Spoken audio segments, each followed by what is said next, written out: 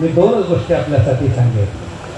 इथे उपस्थित असलेल्या प्रत्येकामध्ये, गुरुजनांसाठी मी बोलणार नाही.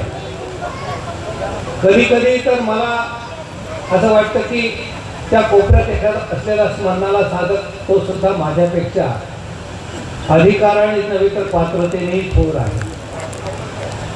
परंतु पात्रतेने थोर असूनही अंतर आणि बाह्य गुणांचा उपाधी या गुरुजनांकडे असतो. त्यांना तुमच्यासाठी कधी कधी वरही बसावं लागतं.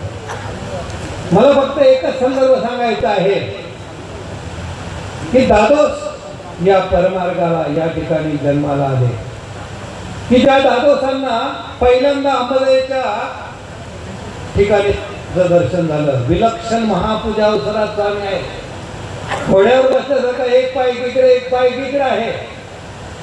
स्वामींचं दर्शन झालं नसून तर दर्शन झालं नाही, स्वामींचं पूजनही झालं. त्यांनी पुन्हा देवाला इथं आणलं सुद्धा आणलंच नाही.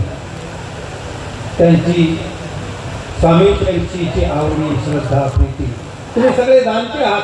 पूर्वार्ध कालामध्ये कुठेही तुम्ही बघा स्वामींच्या विषयीचा आदर, स्वामींच्या विषयीची पवित्रता तुम्हाला त्यांच्या संबंधातल्या सगळ्या वेळेमधून घटनेमधून दिसेल. पण आजची ही ज्ञानज्योत आपल्याला सावध करते की हे दादोसांना शेवट गाठता आला नाही. पूर्वक्षण चांगला आहे पण उत्तर क्षणामध्ये दोन गोष्टी घडल्या. एक तर त्यांनी श्री साधनदाता श्री चक्रधर स्वामींपेक्षा अधिक वृत्ती आचरण केली.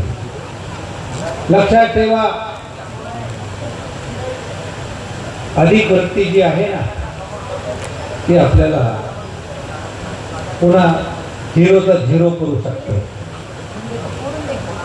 दादोसांना तेच घडलं. तेवढ्यावर राहिलं नाही, ते विपरीत झाले आणि पुढचं तुम्हाला सगळं माहिती. मला या धर्मवार्तेच्या या मंदिर वटेश्वराच्या मंदिराच्या उद्घाटनाच्या निमित्ताने संपन्न होत असलेल्या या धर्मवार्तेमध्ये जाता जाता आपल्याला आपल्यासोबत ग्रस्तांना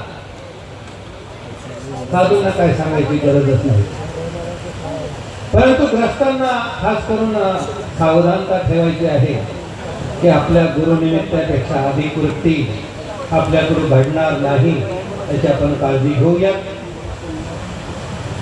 ज्यांच्यापासून जो गुण वर्तलेला आहे त्यांच्या विपरीतत्व येणार नाही याची सावधानताही बाळगूया.